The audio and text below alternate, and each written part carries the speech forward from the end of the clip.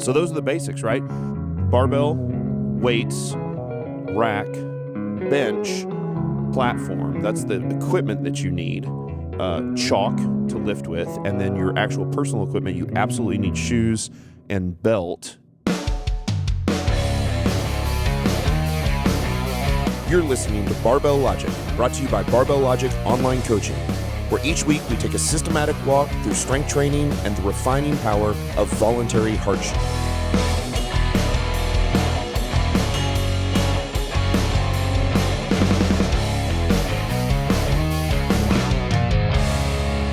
Welcome to the Barbell Logic podcast. I'm Scott Hambrick. That's Matt Reynolds. And today we're going to do part 4?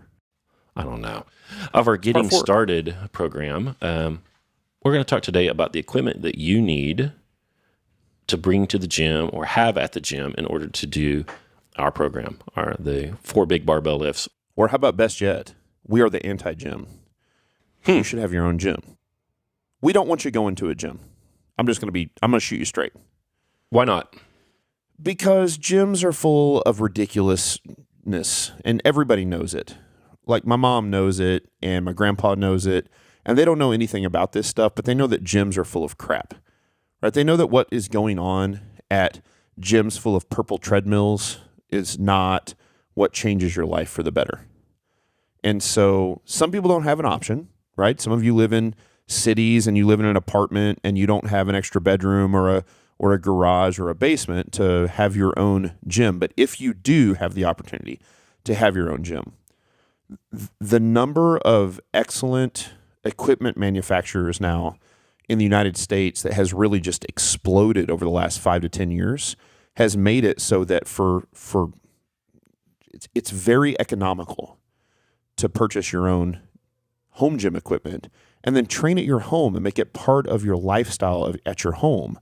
If I want to watch a movie with my family, 99% of the time, I watch a movie at my house. I don't have to go somewhere else to watch the movie, right? Or we cook dinner at home. Like, we occasionally eat out, but I enjoy cooking dinner at home, and I enjoy training with my family at home. The problem with gyms are manifold. Like, you go there and you do the things right. Like, we low bar squat, we do the press, the bench press, the deadlift. We do them the way we do, and we do them for a specific reason. It's not because our bro taught us that or whatever. We do it for the reasons we do them. Yep. And you're going to get a lot, particularly the ladies, unfortunately, are going to get a lot of unwanted, silly feedback that's a nuisance. They put us in a position to be less than courteous sometimes, to refuse their help. So that's a big problem, and training at home gets you out of that. Yeah, equipment quality is awful. So they have terrible equipment quality. For us, the foundation, we'll talk about this here in a minute, but the foundation of our everything we do is the barbell. And boy, is it rare to go to a gym, especially a big box gym, and find barbells that are worth more than about $25. They're just junk. Yeah, not a lot of good barbells. We'll talk about what a good barbell is and what a bad barbell is. Most often, they don't have enough squat racks. Right. They're just not set up for somebody to be there for an hour and a half and to train hard. Yep. And then also the commute time. That's time that we would be better off spending with our families, and so we want to get rid of that. And then later on, as you get stronger and stronger and stronger, you're probably going to need to go to a 4-day split and train 4 days a week. And that's so much easier to do if you're doing that in your spare room or your basement or your garage and not having to go to the gym. But if you are looking for a gym or creating your home gym, you've got to have some equipment. Yep. And of course, the most basic is a good barbell and plates that weigh something. That's right. So we really start with a good barbell. And barbells have been standardized over the years. Almost all good barbells are either 20 kilograms, which is 44 pounds, or they're 45 pounds, right? So they're somewhere in there. Most of the barbells I have are pound. I use pounds because I live in the United States. I use Freedom units. And so I've got 45-pound barbells. And then I also have pound plates as opposed to kilogram plates, but it's really okay to have either. So when I look for a barbell, what am I looking for? Like, what distinguishes? And let's start with the most basic thing for people who have no idea. I have a telltale thing that I'll do for somebody that's like, hey, I'm going to X fitness gym, right? Planet Fitness, Anytime Fitness, 24-Hour Fitness, name your fitness gym. how do I know if a barbell is decent at that gym? What's the first thing you would look at?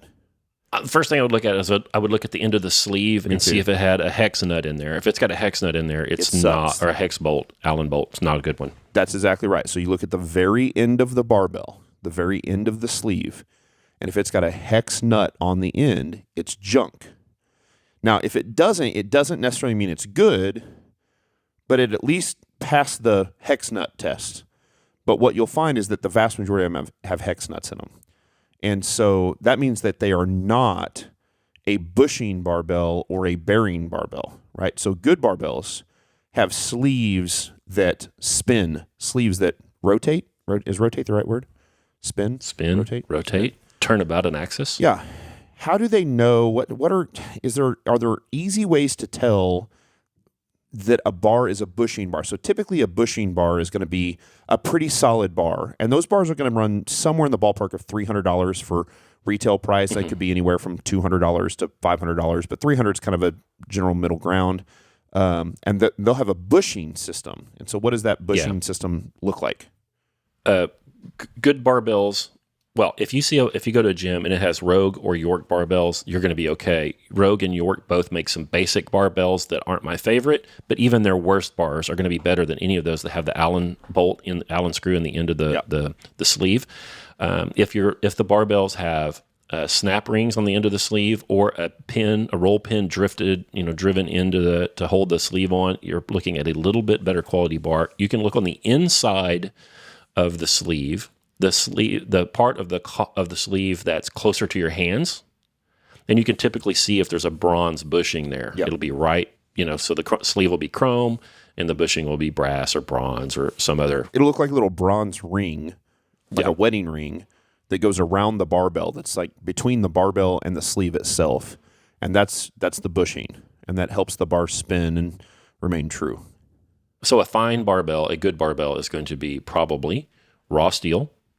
It might be a little rusty, which is just fine for us. It's going to be 28.5 millimeters. It's not going to feel big and fat in your hand. Correct. The knurling is going to be grippy, but not bite you. Cheap bars have knurling that is the bar looks checkered, but it really doesn't provide any grip, any improvements in the grip. Yep. And that good barbell is going to have sleeves that spin. And it should have center knurl, and it'd be straight, and it's going to be straight. Yeah, it's going to be straight. So you should be able to put it into the J cups or the hooks that it sits in the rack, and you should be able to rotate it. And if the ends of the bar wobble down and up, you can tell that the bar is bent, right? And so we want a nice straight bar. Yeah, you should be able to spin. The middle of that barbell, so the bar is going to be knurled, as Scott talked about, and that knurling will be in different spots on the bar. So what you'll see is there will be rings on the bar, which is just a guide to help tell you where to put your hands on certain lifts. A good barbell that we want to use for a multipurpose bar is going to have a center knurl. It's going to have some knurling in the very center of that bar, and that helps hold the bar on your back. And just outside, and that center knurl is going to be it's about 6 inches wide, somewhere in that, maybe not even quite that far, 5 inches wide. I'm sure there's an exact measurement. And outside of that center knurl is going to be some smooth portions to the bar. And that smooth portion is there for your legs on a deadlift so that you don't have to, when you drag the bar up your legs in a deadlift, you don't drag the knurl up your legs and eat into the flesh and give yourself strawberries all the way up your legs, right? So that's why it's actually there. So that's big picture barbell. If we apply those big picture barbell sort of rules, do you have some favorite actual practical barbells that our listeners could go buy if they don't have a good barbell? The Rogue Ohio bar with the center knurl. Yeah, and I think there is an Ohio bar that doesn't have center knurl, but the Ohio Power Bar does. It's 28.5 millimeters. Yep. It's got good center knurl. I like the bare steel bar. I think you do too. Right, that Ohio Power Bar comes also in like a black zinc. It looks cool. It's black. I've had several of those. The black wears off, and I just don't like it as much. And then there's also a stainless steel, and so it's all chromed out. By the way, in general, another good rule of thumb on top of that hex nut end is if you go into one of those fitnessy gyms and the bar looks like it's chrome, it's junk. Yeah. A chrome look to bar is typically junk unless it's a $500 bar made by Rogue. And even then, I'd rather have the bare steel. How about you? Yeah. Bare steel. The chrome, the thing that makes it shiny also makes it kind of slick, and nothing quite feels like the bare steel. Yep. Yeah, I like the Rogue Ohio Power Bar. Rep's got a new one out. They've got actually a stainless steel power bar that's a great price for theirs. Cooper from Garage Gym Reviews reviewed that, and he thinks it's the best stainless steel power bar we just talked about.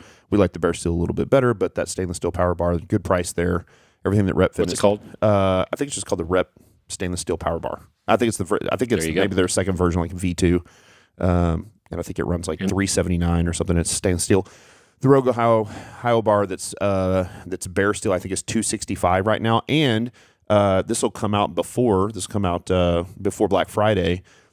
All of these big fitness companies, equipment manufacturers, so like Rogue and Rep and Titan, and they all run these massive Black Friday sales, Thanksgiving sales. Rogue has a section on their website called the Boneyard, and you can get really good barbells that have very tiny imperfections in the knurl. And I'm talking about tiny imperfections in the knurl, not like something that looks goofy. Yep. And if you bought a perfect bar and used it for 2 weeks, it would look be like a Boneyard bar. That's exactly right. And they'll put those sometimes 50% off, and you can buy like a really nice bar for $150. A good barbell, a really good barbell, will literally last forever. So that's the other thing about a good barbell. Yeah, a crappy barbell is going to get replaced every year. But a good barbell is going to get passed down to your kids, and then your kids are going to pass it down to their kids if you take care of it. Right? Yeah. Rogue will be running their Matte Black Friday, they call it, sales here pretty soon. The other bar I would recommend is the Texas Power Bar. You can buy the bare steel Texas Power Bar for $269 at texaspowerbars.com. That's a great bar. Yep. They've been making them since 1980, and you can't go wrong with that. And then you need plates. If you're going to buy, if you're going to get a little home gym together, any old weight will do. Some plates are more accurate than others, but you're going to need a dude. A dude's going to need about 500 pounds of plates. You're going to need at least, this is a starter kit. And if you say, I'm not strong enough, I don't need this much, you're wrong, because you'll need it quickly, because you're now doing our program and not that jack around stuff you were doing. You're going to need 4 pairs of 45s, minimum. So it's 8 45s total. Yep. You're going to need a pair of 25s. 1 pair, two 25s, correct. 2 pairs of 10s. Right, 4 10-pound plates. 1 pair of 5s, 1 pair of 2.5s, and 1 pair of 1 1/4 plates. And that's a total of 512.5 pounds. Right. And then you'll need a barbell on top of that, so you'll be able to get up to 450 or 557. You will need more plates than that eventually. Sure. But that will get you started, and that'll get you to your 500-pound deadlift. But if you got a training partner and you're squatting and they're pressing, or you're squatting and they're bench pressing, or you're squatting and they're pulling, or whatever, you'll need more plates. But that's a good kit to get a guy started. A lady could probably get by with 1 pair less. Yeah, 300 pounds for a female is probably about right to get started. 500 pounds for a guy will give you enough to get started. Somewhere in that ballpark. Women probably need more like 350 with the change plates. And certainly everybody is going to need at least the 1.25s, and that doesn't come in a typical sort of. You're not going to find 1.25s on Craigslist. You might be able to find all the other plates, and I would suggest that if you're just getting started, especially if money is tight, just get on Craigslist and get yourself some cheap iron plates. That's what I did. Right? And sometimes you get lucky and you'll find the old York plates. If it says York on it, man, buy those things up. You got a good deal on those. Those Microplates. We love the fractional plates, and man, we love Mike at Microgainz. He puts together a great set of fractional plates he's got plates from, I believe, 1.25s all the way down to 0.25 pounds, and he puts them in sets, and they're super nice. And you're going to get pretty quick, especially on the overhead press, where you can't add 5 pounds to the bar. So with most weight plate sets, they only go down to 2.5 pounds, and we've talked about this before. There are lots of those fitness gyms that actually don't even have 2.5-pound plates. The smallest plates they have are 5s. Yeah, it's dumb. Which is crazy. It is very easy to buy a set of Microplates from Microgainz, of fractional plates, and just keep them in your bag, keep them in your gym bag, and take them to the gym with you. And then you've got 1/4-pound plates all the way up to 1.25s, and you can make a combination to get that additional to be able to go up 1 pound, 2 pounds, 3 pounds, 2.5 pounds, whatever you want, and those are great plates. So you can do that at Microgainz. Also, he gives a discount code, right, for Barbell Logic. Yep. And by the way, like Logic, I was gonna say, like we don't. If you go buy Microplates from Mike, like we don't get any money out of that. That's just we try to find. We'll talk about a few companies on this site that we like them. We were using their product before. They make great stuff, and we developed a friendship with them. And they're small business owners in the U.S. and so we like those guys. So you can use discount code Logic, right, at microgainz.com, and that saves you 10% off your order of fractional plates. Everybody needs fractional plates for sure. The gym near you may have those 12-sided. People call them hexagons. They're not. They're like dodecagon plates. Those are terrible. You need round plates. Cast iron's fine, although you'll drop one of them on your foot and hate them. You'll pinch yourself and get a blood blister. You'll hate them. And I think ultimately you're going to want a competition plate. A lot of people call them bumpers. I'm talking about something different than just a bumper. There are bumpers that are made out of like essentially tire rubber. Yeah. And a 45-pound plate could be like 4.25 inches thick. Yeah, they're and super it can be wide. really difficult. Yep. And you can't deadlift 500 with those because they fill the sleeves up on your barbell, and you're going to be deadlifting 500. So I highly recommend getting a competition bumper that's got a big stainless steel, typically billet in the center of the plate that makes it a little denser, and so they can make a 45-pound plate much thinner. My favorite of those right now is the Fringe Sport's black training competition plates. Okay. They're just like your Rogue ones, Matt, but they're Fringe, and they're a little cheaper. They're inexpensive. The inside diameter of the hole in the plate will fit tightly and wonderfully about your barbell. They're accurate. They're not as accurate as the Rogue plates. The Rogue plates are like plus or minus, I think, 15 grams or something like that. You have the actual Rogue pound competition plates that are colored, right? Like they're blue and red and stuff. And then I have the Rogue black training plates, and they're all black except for then they've got a ring around the outside that are blue and red. So there's sort of a standardization there as well, where 55-pound plates, and in all bumpers they also make 55-pound, which is a 25 kilogram basically. It's close. Yeah, don't buy that. And they'll be red, and then the 45-pound are blue, right? And the 25-pound are green. Is that right?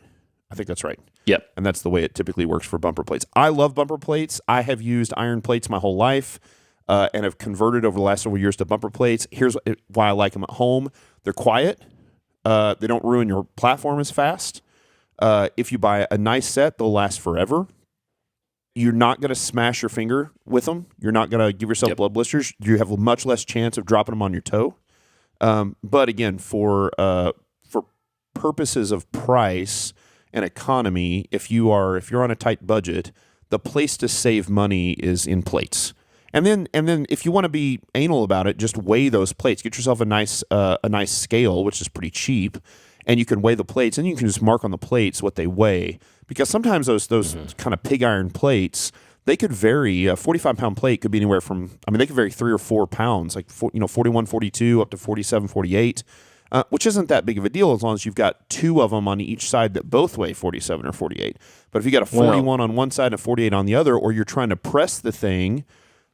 So it really comes down to you want to use the same plates every single workout, every single time. So even if you don't know what your plates weigh, if the first set of 45s you put on the bar are always the same set, and the second set of 45s are always the same second set, you've got them marked, 1, 2, 3, 4, then you at least know there's some consistency from workout to workout, so that you know that you don't, the variation on the plates aren't going to screw up your LP.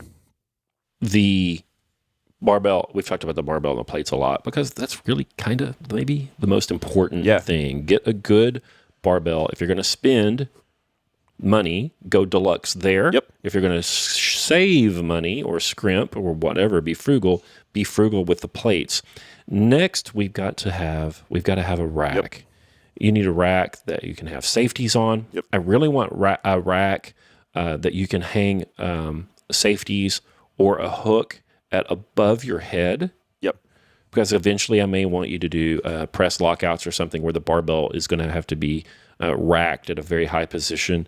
And if I can choose, I want that, and I also want one that you can chin inside of as well. There are squat stands that are just fine, but if I'm picking, that's not what I pick, right? Right. There are these weird racks where the upright that you rack the barbell on is at like a 60-degree angle or something that you'll see at the gym, and they have fixed safeties. Those suck. Yeah. You have to march the bar out forever to be able to squat to depth. Small people can't squat to depth inside of those. You can't do press lockouts inside of them. You can't bench in them. Right. So I want you to use, if I pick, I want you to use a real live power rack. Yeah, some people call it a cage. Some people will call it a cage. Right. It's like it's got a minimum of 4 verticals. It's got 4 big vertical bars on it, and it just looks like a big rectangular cube that you can lift inside of, and it's there for safety. So it's got a bunch of holes going down the vertical sides, and you attach what we call J cups or safety cups to J cups. Such a stupid term. Yeah, because it kind of look like a J, I guess. It's a hook. It's your hooks, And it's where you put the barbell, and then you've got your safety catches. You've got the bar that goes across that basically goes from the front vertical to the back verticals that are there to catch the bar in case you miss, so that you don't end up on the floor with the barbell. Just like Scott, I would prefer a tall rack, like a 100-inch tall rack, somewhere in that ballpark, so that you can actually press overhead inside the rack. Some of you won't have the ceiling space to do that, and you'll have to press outside your rack, but then you can usually buy safeties that will actually attach to the outside of your rack as well. Some of my favorites, what's the Rogue one that's been around forever? The R3. Is that what it's called? The Rogue R3 is fantastic. Go look at that to figure out what you ought to have. Yeah. Whether you buy it or not, go look at that. That one has the features and the finish and things that you should be looking for. Yeah. If you are entirely budget driven here, the Rep PR 1100 home power rack is $239 and is going to give you just darn near everything you would ever want. Yeah. And then their top of the line, which I love, actually I just sent one to Brett McKay. They just came out with last week, is the PR 5000, their version 2 of the 5000. And it starts about $800 and goes up to $1,000 or so. And it's got all kinds of... They start at $600. Oh, they start at $600. And go on up. But the cool thing about all of these, about Rep and Rogue and all these companies, is that the racks at this point now are so customizable, right? You get all kinds of different heights, you can all kinds of different depths, you can get all kinds of different colors. One of the things I love about that PR 5000 rack from Rep is that it has numbered, so it's 2-inch hole spacing, which I like. Sometimes you'll see the old channel iron racks, and they have 3 or 4-inch hole spacing. It's too far. The hole spacing is too far. So you need 2-inch hole spacing, and they're numbered on those new 5000s. They're awesome. So you can say, oh, I'm gonna bench press at number 11, and you can just put them on number 11 on both sides. Make sure it's all lined up correctly. Love those racks for sure. So you got to have a good rack, but there are definitely some of those budget racks that work really, really well. The Rogue R3 for me will always be the gold standard. Their heavier, bigger racks are worse, I think. I like the R3 with the 2x3 11 gauge, I think. 11 gauge steel uprights is great. They have a 3x3 and they even have a bigger one. And that means that the accessories all weigh more. So the spotter arms weigh more, the hooks weigh more, everything weighs more, and they don't need to. We squat heavy weights in our R3 racks with a 2x3 11 gauge upright and have no problem whatsoever. No, it'll hold all the weight that you want. It has the west side hole spacing, which is great. So it's got 1-inch hole spacing for the bench press. Yeah, 3x3 is, and mine's a 3x3. And Rogue has a easy way to know. So that R3 means it's basically, if I remember right, the R3 means it's 3 feet deep. The R4 is 4 feet deep. The R6 is 6 feet deep, and that R6 has 6 vertical uprights. And so the advantage of something like an R4 over an R3 is that when you go from the R3 to the R4, it's much easier to have 2 people lifting in the rack at the exact same time. So if you're going to lift, I went with the R6, which is really just an R4 with additional uprights for the weight storage in front of it. And the reason I did that is because my wife is 5'5" and I'm 6'1", and I wanted to have basically 2 racks for one. And so if you get a deep enough rack, then my wife can squat inside the rack. I can squat outside the rack at the exact same time. She can have safeties inside the rack. I can have the outside safeties outside the rack if I need them. And you effectively get 2 racks. Now, you can do the same thing with the R3 if you put it in the middle of the platform and each person, and they face each other, right? So you can lift on the outside of the R3, but then you're not really lifting inside the rack. So that's the only reason I don't like that quite as much. But certainly I'd buy the biggest rack you could afford, but the size of that tubing matters less than the size of the rack, right? So that 2x3 versus 3x3, the 2x3 is perfectly good. So love Rogue, love Rep. Titan does a pretty good job too, although Rogue is suing the shit out of them right now for stealing stuff. So we'll see how long they last. So good squat rack, good barbell, good weights. Yep, 2x3 is the way. Benches, you got to have a bench. I know we both agree on the bench. The bench is the Rep 5000. It's the bench. It's the best bench on the market. It's $149. The FB 5000 competition flat bench. Don't get it with the Thompson fat pad, wide pad. Get it with the regular pad. The regular pad is wider than normal, and it's covered in it's covered in some sort of voodoo magic. It's covered in like this combination of vinyl and rubber.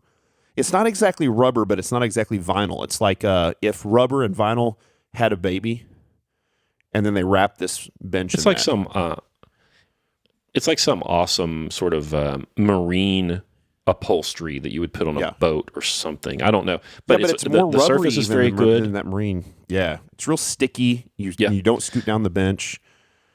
And why do we love it? My favorite thing about it is it's got a center post down by your feet, whereas a lot of benches have the horizontal pieces that come out of both sides, and then when you try to set up your bench, the legs of the bench press get in the way of your feet. And the thing I love about that FB 5000 is that it's got the horizontal piece up by your head, which is not a big deal, so it gives the bench stability, but has a single center post underneath your butt. And it's got a nice kind of round handle that you can pick it up and you can roll it in and out of the way, and love it. By the way, Rogue has copied them at this point, but Rogue's bench is significantly more expensive, and that FB 5000 is from Rep is a fantastic bench. As a matter of fact, I think you and I both got that FB 5000 over a year or so now, and we both immediately got rid of our Rogue Monster bench. Is that true? Yep. It's way better. The center post, the wheels. It has wheels on it and a little handle, and you can pick it up and move it around like a 2-wheel dolly. It's just the best. And at $149, there's no, you can't even. Yeah, it's ridiculous. You can't even do better. Nope. And when it comes to you, it's easier to put together than the Rogue bench. I mean, on and on and on. It beats it in every category. They've improved it since we bought ours, Matt. They now come with these nice rubber feet. I know. Mine don't have the rubber feet on it. And I just emailed them and said, hey, can I buy some rubber feet for my 2 benches? It's the best bench out there. There's no question. So if you've got a good rack like we've recommended here, you've got yourself about 500 pounds of mass you can hang on your good barbell that you've bought, and you've got this FB 5000 bench, you've got just darn near everything you need. You may want a platform. You may not. You can start with just, if you've got bumper plates, you can start with bumper plates and not have a platform. And if you just got a good concrete surface or something, you can then upgrade if you want to some horse stall mats you buy at the Atwoods or the Tractor Supply or the Orchland store or whatever it is, the farm supply store near you. Or you can actually go build a platform, and there are some instructions. You can go to the Art of Mailingless website and look up the platform building work that Matt and McKay did in McKay's garage. And then, you've got to have your Dominion belt. If you've never used a belt before, you need to buy a 3-inch single prong belt from Dominion. Dominion Strength. You can get them wherever you want. But don't buy the one at the sporting goods store because I guarantee you they suck. I've never seen a good belt in a retail store. No. You're going to have to buy it off the web. And our favorite people are the ones at Dominion Strength. Those are the belts that we use. The price is right. The quality is outstanding. They deliver them to you right away. That's something no very waiting. quick. I actually talked to Blake yesterday on the phone, and it wasn't about us talking about him on the podcast, but as we record this, we're recording this on Halloween. It'll come out, a week after this or so. And he said a lot of the other belt manufacturers that also make good belts, really high quality belts in the United States, they've already closed off their Christmas shipping. Like here it is, October 31st. Right. And if you wanted to buy a belt in time for Christmas from any of those other companies, you can't get it. That's crazy. So, obviously, Blake at Dominion Strength, you can buy a belt all the way up to, like, they ship within the week, and you get it pretty fast. And even though they're going to obviously have to ramp up production tremendously this time of year, it might slow down shipping a little bit. Listen, if you order from Dominion within the first couple weeks of December, you're going to have it in time for Christmas, which is fantastic. And so, yeah, I think they've got a discount code, too. I think it's Logic also, right? Logic? I hope it's Logic. Yep. I believe it is. Mm-hmm. So Logic, and that will give you a discount off of any belt at Dominion Strength as well. So we like them. What about the a couple of the peripherals? You're gonna need a block of chalk, right? You're gonna need chalk, which is cheap. Shoes. So chalk you can order from any. You can order on Amazon. You can order it. So it's just a block of magnesium. What is it? Magnesium carbon something. Magnesium carbonate, I think. I think it's magnesium carbonate too. We bought a box of Ader chalk. Yeah. And it was a box of like 6 blocks or 8 blocks or 10. I don't even know how much. It is garbage. Yeah. You pick it up and it just shatters in your hand. It sucks. It just powders up instantly. I want my chalk to hold together, and I want to paint my hand with it, like it was sidewalk chalk or something when you were a kid. Sure. Just go buy the chalk at Rogue. The Rogue Fitness chalk is, I don't know, $7 for 4 blocks or something. It'll last you forever, and it's good. It holds together, and it doesn't have any gritty pieces in it. It's what you want. It's what you want. Yeah, a lot of good chalk. And then you got to have shoes. And if you train, at a side note, if you train in a public gym that doesn't allow chalk, first off, that's a pretty good idea why you should be in a different gym, but I get it. Some of you can't. There's actually liquid chalk you can buy at Rogue or Elite FTS or something, so it's liquid grip or liquid chalk. And really what it is it's basically like Germex with chalk in it. And so it's not great, but it works really well on for travel. And if your gym doesn't allow chalk, then you basically squirt this into your hand and you rub it in your hand. It's got that same chalk in it. And you let the alcohol evaporate off your hands, and it leaves a very, very thin coating of chalk in your hand, and it won't really leave any on the bar, and so it won't make a mess. But it'll still certainly help you with the grip, and you'll want that certainly on the deadlift, and probably on all the lifts, right? So the bench press and press as well for sure. I still even chalk up on the squat. I just like it. I like the feel of my hands being chalked up and holding on that bare steel bar. And so I'll chalk my back. Yeah, chalk your back. Except I've stopped chalking my back because I've converted over to the A7 shirts. Well, before we get to the shirt, we got to get shoes first. Yeah, you're right. The shirt is a luxury. Shirt is a luxury. Chalk is not a luxury. And shoes are not a luxury. As a matter of fact, if you had to buy shoes or a belt, I would buy shoes before I bought a belt. Would you agree? So shoes first. Absolutely. Belt second. You got to have chalk. Chalk's so cheap that you got to buy chalk when you buy the equipment, right? So you got to have chalk. So what's the rule for shoes? There are all kinds of good shoes out here now, and that was not the case just a few years ago. If you have a brand that you like if you're a Reebok person and you know that you're a 9.5 in Reeboks or whatever, go buy the Reebok Legacy Lifter. Yep. You want a shoe with a non-compressible sole, you want it with an elevated heel, and you want it with at least one strap. And it needs to not be a multi-purpose shoe because we are not doing multi-purpose stuff. We're training for strength. So you don't want an Innovate. You don't want a CrossFit trainer. You want a real live Olympic weightlifting shoe or squat shoe. If you're a Reebok person, go buy the Reebok Legacy Lifter. If you're a Nike person, go buy the Nike Romaleo. Yep. I think is what they call it. Both of those shoes are fairly expensive, but you already know what size you are. You like those brands. You could go do that. If you don't know what you like and you have a narrow foot, the Adidas Powerlift 4 is the starter shoe. That is the starter shoe. The Powerlift 4, don't buy the Powerlift 3, 2. Buy the Powerlift 4. That's their newer one. They all have man-made uppers, but the Powerlift 4, the upper is like Cordura, and it's not some weird vinyl stuff. So it breathes. It won't crack. That's a much better shoe than their previous shoes. You can probably pick those up on some website for maybe something like $69 to $99, depending on what color you want or what size your foot is. If you're a wide-footed person, you won't be able to wear those because they're well suited for the our narrow-footed friends. So if you have a wide foot, what is the brand that we suggest?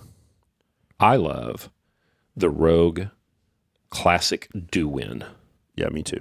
That'd be my favorite for a wide foot. That's the shoe I wear. That's the shoe Charity wears. Shoes like that have been made now for about probably 50 or 60 years. It has a stack leather sole, so it's easy for a cobbler to put a shim on there if you need that or something if you need. It has 2 straps. The upper is suede. It's a durable shoe. You're going to wear the insides of those shoes out before anything on the outside, before they even show wear on the outside. It's a great shoe. It's probably $125, but that shoe will still be going long after your Adidas Powerlift 4s are gone. Here's the bad stuff about that shoe. It's $125, but it's going to last a long time, and your Nike and your Reebok is probably about the same price as well. Or more. Or maybe more, yep. So it's a little costly, but it's durable, so that's okay. They're heavy. That's a downside to those, but we're not running, so I don't care. I'm not even walking much in them. Don't do your chin-ups. I kick them off do my chins. And they can also be hot. They can also be hot. They don't breathe that much, although it's not horrible.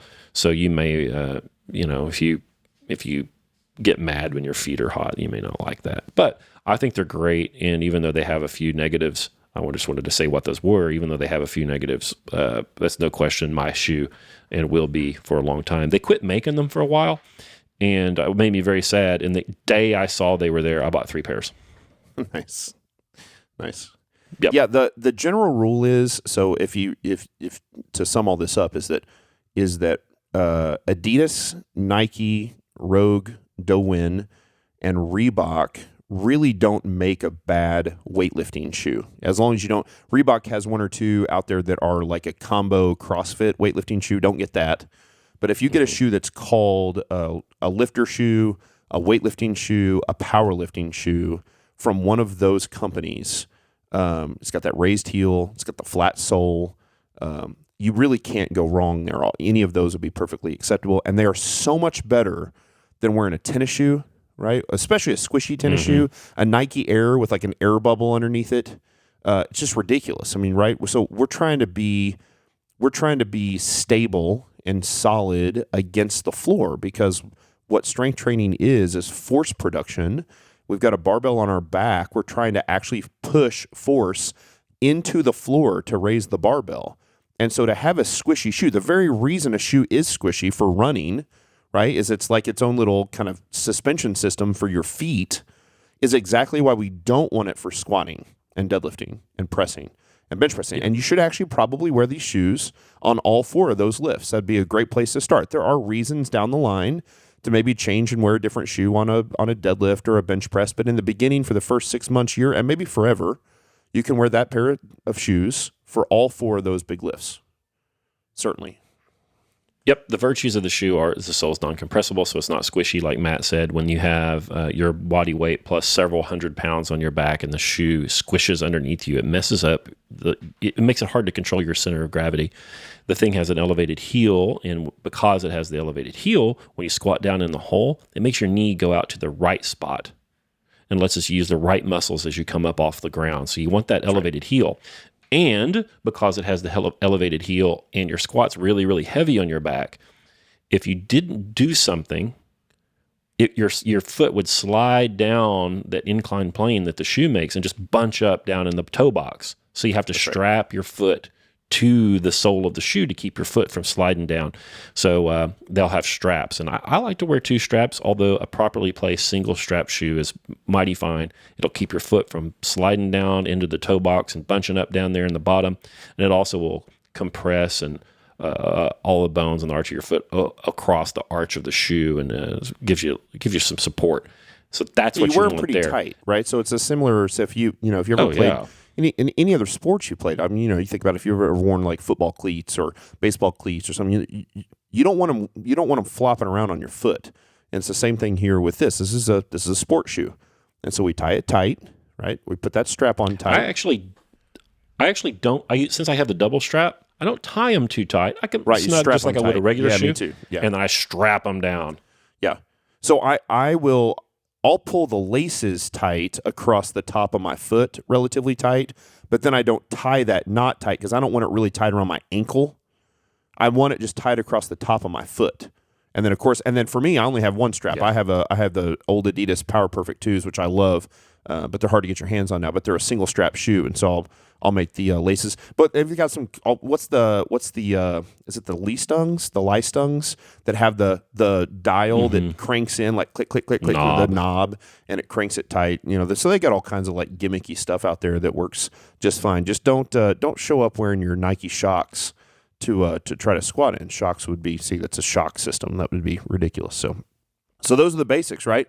Barbell, weights, rack, bench, platform. That's the equipment that you need. Chalk to lift with, and then your actual personal equipment. You absolutely need shoes and belt. And then my first couple pieces of luxury equipment I'm going to get is probably going to be an A7 shirt, wrist wraps, and knee sleeves. Yeah, wrist wraps would be the first one I would get. Wrist wraps, which aren't straps. No. We would call those, lifting straps we use to pick up deadlifts and weird things. They're wraps. The wraps go around your wrist, and they're typically pieces of elastic, and they compress all the bones there in your wrist and provide you with a proprioceptive cue. They let you know when your wrists are bent. They're not so supportive that they won't let you bend your wrist, but they make you keenly aware of where your wrists are and what angle your wrist is bent at. And they do provide some support. And just go ahead and order them. I mean, they're not very much. No. Go get a 24-inch one. Go buy 24-inch wrist wraps. Yeah. Shorter than that is too short. Yeah. And don't buy their base ones. Buy at least the white series, which are going to be the slightly stiffer versions. And they do have even stiffer ones than that, but for beginners, that white series is probably what you want. It's nice and tight. You don't need to buy anything. I saw they have that weird leather one now. Don't buy the leather one. Yeah. Don't buy the thing that's called the Rogue wraps that are like just this what would you call it? It's almost like a cottony material or yeah. You don't want that. You want the normal wrist wraps, white series. They're 24 inches. That's what you want. Elite FTS has a ton of good ones as well. So there's lots of good options there, but a good stiff 24-inch wrist wrap works great. Love those. Knee sleeves. You like knee sleeves? I like knee sleeves. Especially for our older population that has creaky knees. I have always worn the Ray-Ban, REHBAND 7mm blue knee sleeves. I believe all the 7mm are blue, and then they've got the special colors for the 5mm, but that means they're too thin. So I like the 7mm. And then the other very popular knee sleeve is the SBD. I've never worn those. Those look like very intense knee sleeves to me. Yeah, they're a little much. My father, yeah, and several of my clients now have the A7 thick A7 knee sleeves, and I put them right in there with the. I haven't seen those in person yet, but I need to see those. So they're contoured right. They don't roll down. They stay where they're supposed to. I mean, it has all the virtues of the Ray-Ban Yep. Sleeves. So the A7 ones are good. You don't have to have those, although if you train outside or out in the gym and it's in your garage and it's cold, you may need them. Yep. But they're nice to have. That's a nice to have thing. The wrist wraps really aren't a nice to have. Yep. You need those at some point. When your press starts getting heavy and your bench press gets heavy, you're going to want those. And then the other thing that you mentioned there is we really like the A7 squat shirt. Yeah, it's got bar grip shirt, they call it. It's got a rubberized back to it.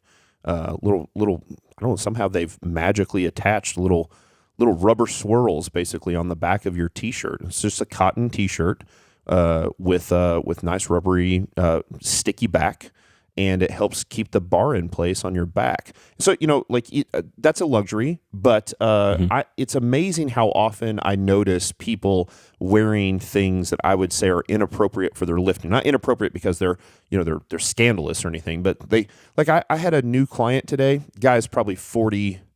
He's 48 years old. He had basketball shorts on that were 3 inches below his knees. 47 years old. No, like business guy. So, hey, sorry if you listen. I love you. You're going to be an awesome client. I'm just like, bro, you got to learn the value of the shorty shorts. We're 47. We don't care, right? We wear Speedos when we swim. We wear shorty shorts for shorts. You don't need to wear those big basketball shorts. So think about what you're wearing. And at the same time, I see people all the time that are wearing like Nike Dry Fit or Under Armour Dry Fit type T-shirts to squat, like those slick 100% like, what are those, polyester nylon combo shirts? And they're you know what I'm talking about? They're those slick shirts. They're slick, and they're squatting with them. So at the very least, you need a good cotton, 100% cotton shirt. And one step up from that, I say one step up from that, it's like another universe when you put it on, are those A7 bar grip shirts. And I love those for squat, and I love them for bench press. Boy, I tell you what, you put an A7 shirt on with that 5,000 bench from Rep, you are not moving. I love it. So I got to go back and talk about this man's basketball shorts. The reason those are inappropriate is because they go below the knee, and there's a hem right below the knee, and that hem makes the fabric less stretchy, and it kind of catches on your knee as you're squatting, and it's distracting, and it pulls. It'll make it pull the waistband down because it catches on your knee as you. It's just super annoying. So you want a pair of shorts that either don't go below the knee under any circumstance, or just wear some pants. I got my man pants, squat pants on here. My man yoga pants today. Yep. I'll be squatting in. The A7 shirt also is a little thicker than a regular shirt, and for my older people that have, as we get older, our skin gets thinner. Having that extra thickness between us and the barbell can really protect their skin. We can get little skin tears and abrasions and things older people do when they squat heavy. So, the A7 shirt is good, and man, the price is right. It's $34.95. I think it's cheap. It's more expensive than just a shirt from Sam's or Academy or wherever you buy shirts to squat in. But they last a long, long time, and they're a big value for what they are. I just got lucky and found my first A7 shirt at Rogue, and see, I bet I've had my A7 shirt, for at least 5, 6, 7 years at this point. And now I've got some new ones that I've got from them. We like them. We developed a friendship with those guys. And so I've got some new ones now, but that one that I've used for years, and it's still sticky. It's still a sticky back. Like that rubber works. I wash it inside out when I wash it, so the rubber is on the inside. I don't think you have to. I think it's it's a super well made shirt. It's never, the seams haven't unraveled at all. Like it's held up great. So that's it. So some of those are luxuries. That A7 shirt's a luxury. The wrist straps are luxuries. The knee sleeves are luxuries, unless you've got some pretty bad knee issues, knees real creaky or painful. There's something about just compressing a joint, if you have some joint pain, that just sort of makes it feel better. I don't know that it actually fixes anything, but it's one of the reasons we wear knee sleeves. Just keeps your knees nice and warm more than anything else, and that's a pretty good place to start. Yeah, I'm just adding this all up here to see what we've got. We got 6, carry the 1, 13, 14, 15, 16, 17. If you buy the sort of better quality of all the things we've mentioned here, you buy the bigger rep rack. You go ahead and you spend $300 on a bar. You pay about $1.50 a pound for your plates. Which are good plates. Those are good plates. Which are good plates. Because you might be able to get them for 50 cents a pound on Craigslist. Yeah. You're going to be about $1,800 here. Right. And what's your time worth, right? So you got to remember, you can't compare it to the $30 a month or God forbid, the $10 a month. If you're going to a $10 a month place, you should quit immediately. You can't compare it to that because certainly that's part of the equation. But Scott mentioned it before. It's the value of time. How long does it take to drive to that gym 3 or 4 times a week, drive home 3 or 4 times a week, deal with all the bullshit that's at the gym, wait on the squat rack. Wait on the squat rack. That's right. So what is your time worth? And certainly for our listeners, that's all over the board, right? So for some of you, your time is worth $10 or $15 an hour. And for some people, it's $500 an hour. But even if it's $10 or $15 an hour, it doesn't take very long for your time to pay for an $1,800 gym. And an $1,800 gym is a really nice gym. And so you can certainly do it well for even less than that.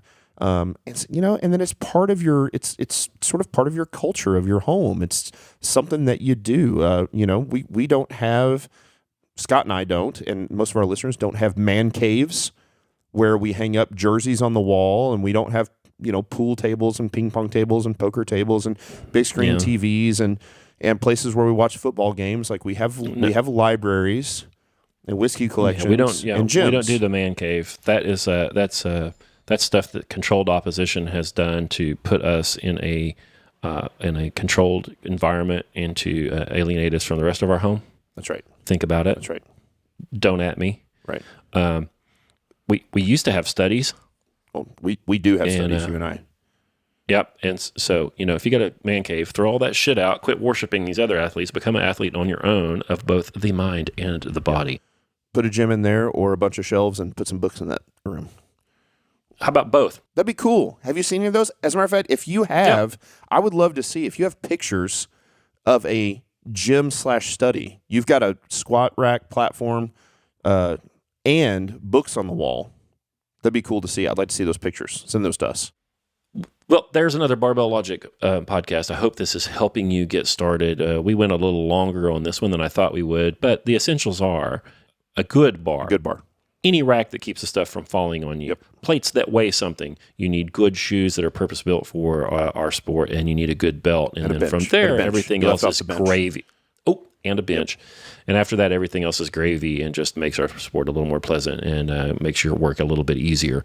Do that stuff. Now, if you buy that stuff and then 12 months later you decide you hate this, and you won't, you'll be able to sell that stuff on Facebook Marketplace or Craigslist within hours for about 90% of what you pay for it. Say 85%. It holds its value really well. This stuff ain't a computer or a Kia or something that's not durable and depreciates instantly. This stuff lasts, and you'll get your money back. There's another show. If you have questions about this, you can about equipment or whatever, send those to questions at barbell-logic.com, and we'll answer those on our question and answer shows. Those come out on Thursday nowadays. And if you want some help with the lifts, if you want somebody to have a look at how you move, if you want somebody to have a look at your programming, you need help with doing the programming, just help getting started. Just if you need some help getting started. Email experience at barbell-logic.com, and we will come to your aid. For free. We will come to your aid. That's right, for free. We'll give you a little Skype consult with one of our good coaches. No, wait a minute. All of our coaches are good. One of the coaches that does the Skype at Barbell Logic. Yep. We'll give you a Skype call so you get a little consultation, get a little Q&A time there, enroll you in our software, and give you some programming and give you some video feedback on your lifts. And you'll be a client.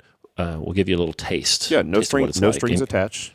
Totally free. Yeah, we'll get you moving. And get you started. Thank you so much for listening. Send this to your buddy. Send this to your spouse if they've been dragging their feet on letting you buy some equipment, and start saving that money up. You can get $1,800. Go mow some extra yards or something. Pile that $1,800 up and go get some of this equipment and take care of your bodies. Thank you guys for listening, and we'll talk to you in a few days.